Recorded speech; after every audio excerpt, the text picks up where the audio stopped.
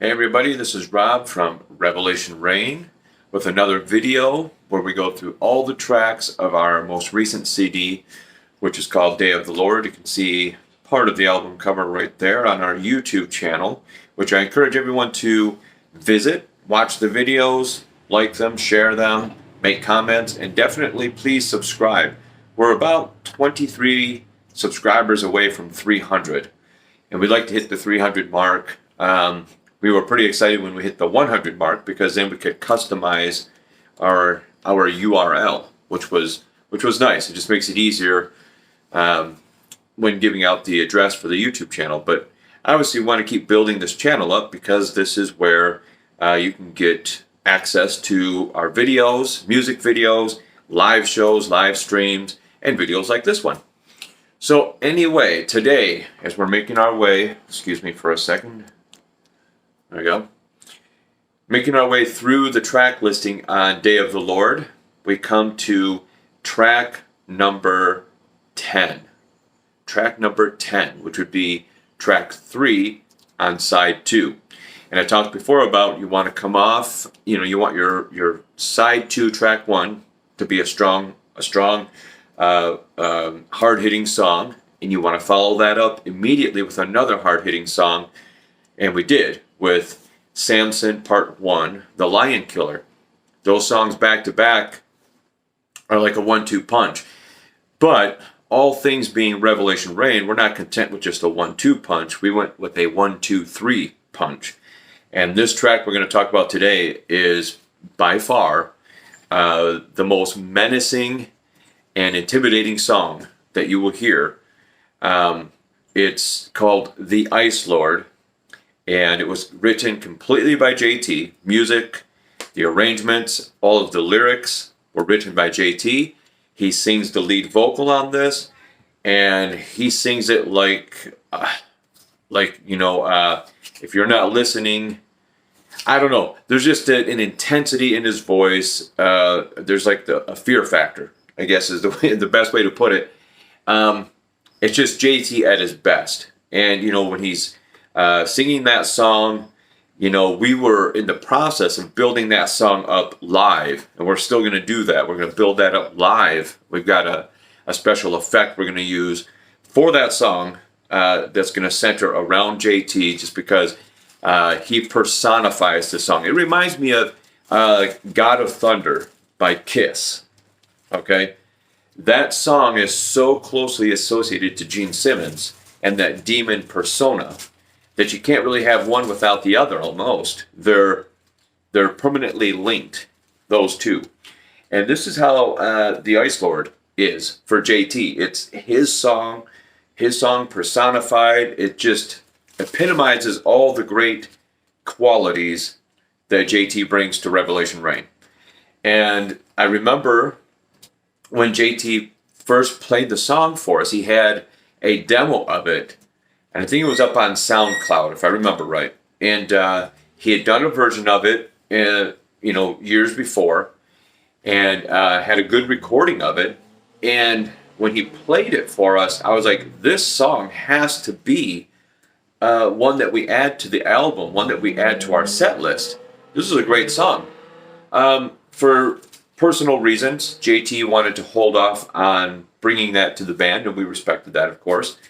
So it kind of lay dormant for a while. And then probably within a few months, one day JT came to rehearsal and he said, I'm ready to bring the Ice Lord to the band. And we were elated. We were very excited about this track. We knew it was going to be that song. Like I said, that it's the equivalent of God of Thunder for Gene Simmons. The Ice Lord is for JT. And so when he said he was going to bring it to the band, we immediately got to work on it. It's not a very hard song at all. Very straightforward. A lot of our songs are like that. Holy is very straightforward. There's no complexity to that at all. And the Ice Lord is the same way.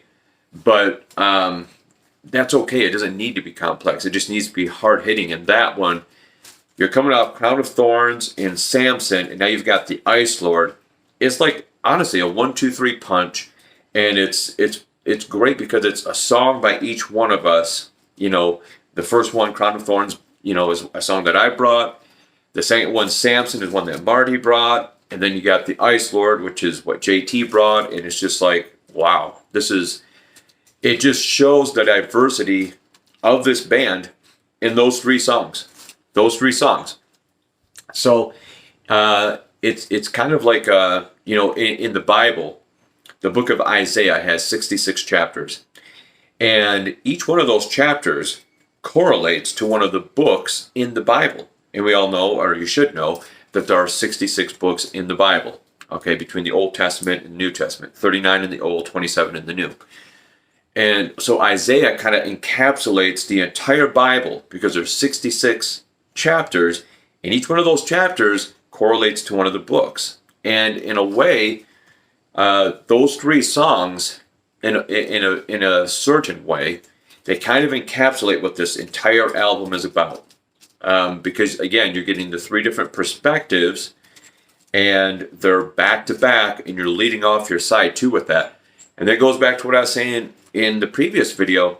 A lot of times bands will load up side one, and then side two is just filler material, and that's not the case with our album, with either one of our albums.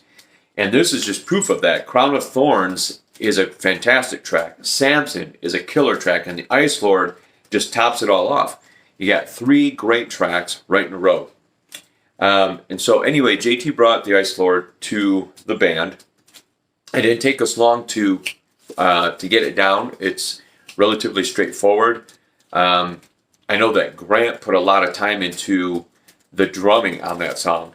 And it's straightforward drumming, but it's got a peculiar and a particular sound to it. Again, because it's kind of tribal. It's kind of Viking. That's what it reminds me of. It's like Vikings going into battle. And so Grant wanted to personify that through the drumming, and he did it. He knocked it out of the park. So, like I said, when we went in to record it, it was pretty straightforward. On his original demo, he had a female voice doing the choruses, and she had a beautiful voice, no doubt about that, and a very high voice. And there's no way I could reach that. But JT did the choruses when we recorded it, and then I went in and did one track where I was singing just barely above his, as far as the key or whatever. And then I went back and did a second track where I was singing exactly one octave above myself. And that was the closest we could get, and it sounds pretty good, actually. You can hear my two voices. They're in unison with each other, but yet they're still below JT's because JT is at the forefront, needs to be at the forefront all the way through this song. So it turned out pretty good. When we do the song live, it goes over like gangbusters, especially for people that like heavy metal, people who like to headbang, people who like the type of influence that JT draws from, you know, Slayer and Metallica and Megadeth, that kind of stuff. That's one of those songs that, again, brings a different group of people to this band. And that's the great thing about this, the diversity in this band. You've got four unique perspectives and backgrounds, you know, bringing ideas and material to the band, and it just appeals to just about everyone. And like I said, we were working up, and we're still going to work up this really cool special effect we came up with for the Ice Lord, for JT, okay? And I can't wait till we can debut that. We were going to do it at the last show that we played at Randy's, but it was an outdoor show, and I think it was in July, so it doesn't get dark until like 10 o'clock, and we were done playing at 9, okay? So we didn't get to use that effect because it needs to be dark, and it was way too bright out, so it didn't really work. So we need to, especially for an indoor show, it would work perfectly. So next time we do an indoor show, or if we do an outside show when it's already dark, then that effect will make its debut, and you're going to be very, very pleased and surprised. You need to come see it. You need to come see the show anyway. So anyway, The Ice Lord was a song that JT had for quite a while, and I remember going going to his SoundCloud and listening to that track over and over, excuse me, and just, I would text JT and say, you got to bring this to the band. And he was going to, and then, like I said, for personal reasons, he wanted to hold off, which was cool. But we were very, very happy when he came to us at rehearsal one day and said, okay, it's time. I can bring the Ice Lord to the band now. And that was great. It didn't take long for us to get it down. But again, we put a lot of time into the songs anyway, just working up arrangements and making sure that it sounds the best that it can be.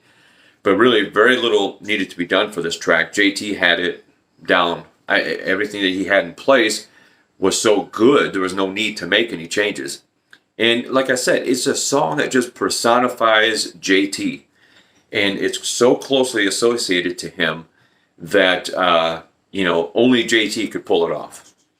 So that's about all there is for that song. I wish I could talk to, or I can talk to JT and Marty, but I'm kind of doing these videos on the fly.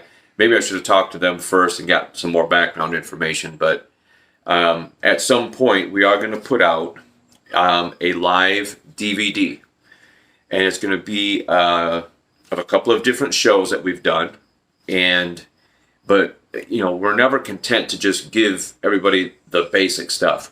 So yes, there will be a live show, maybe 2 live shows, but we're also going to include an acoustic segment where we sit down and do 10 of our songs just on acoustic guitars. Why? Yes, I know it's been done a million times by a million bands.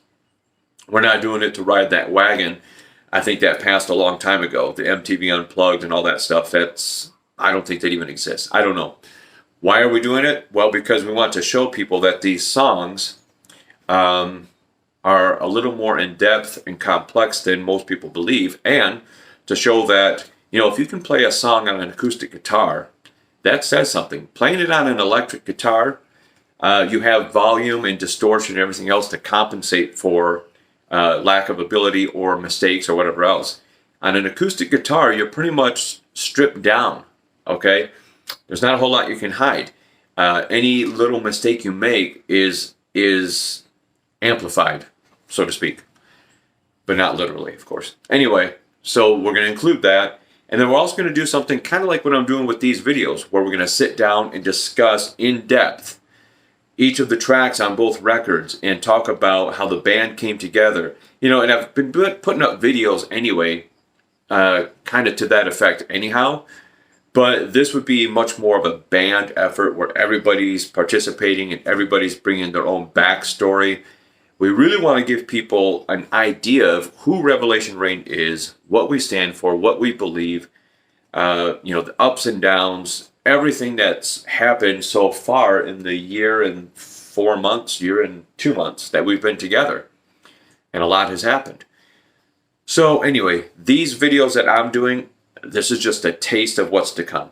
All right. So anyway, guys, take care. Again, if you want to buy the Vengeance is Mine or Day of the Lord or both, they're available on every digital platform.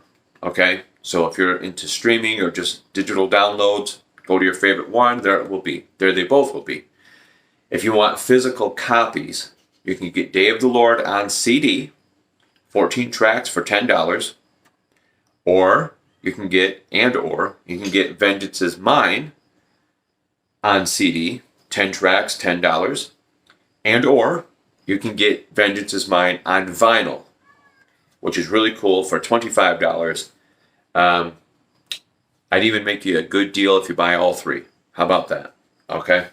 So if you want to do that, again, the email address is revelationrainonline@yahoo.com. And guys, I hope you're enjoying these videos. I'm enjoying doing them. I've talked to the other guys in the band, and they're all enjoying it as well. Just know that there's bigger things have yet to come. Okay? Bigger things have yet to come. This band is going upward and onward, and right now we're just kind of biding our time. But just hang in there. Continue to watch these videos. Please, again, go to our YouTube channel, like, share, subscribe, and we thank you guys immensely for everything that you guys have done for us. The 277 people that have already subscribed, the 500 or 600 that have liked our Facebook page, the 800 or 900 that are following us on Reverb Nation. For all of you that bought CDs already and the albums already and the t-shirts and the posters and guitar picks and bracelets and everything else that we offer, all of that stuff is done really well for us, and we thank you guys for that. We're very appreciative of everyone that's helped us out, whether it's Aaron Kroll with his podcast Studio Talk, or Matthew Thomas from Super Cool Radio, the guys at South of the Straits, Penny, who's booked us shows, just many shows. She's just been phenomenal. Michael Montagna and War Nation Entertainment. They've done some great stuff for us as well. Obviously, Pete Bass at Soundfield Studio. I don't want to miss or leave anyone out. Even the people at CD Baby, although we've never talked to anyone personally there, they've done a phenomenal job of putting our songs up on the digital platforms and pressing the CDs for us, collecting the royalties for us, and they've just done a fantastic job. They send us quarterly statements, which is great. They've done a great job. The folks over at Digger's Factory did a great job pressing the album for us. Great people to work with, and there's many more. I can't list them all, but just know that if you've contributed in any way to our success, we thank you for that. Because if there aren't people interested in what you're doing, then all you're doing is self-gratification, which is okay, but that only goes so far. All right, guys, take care and God bless.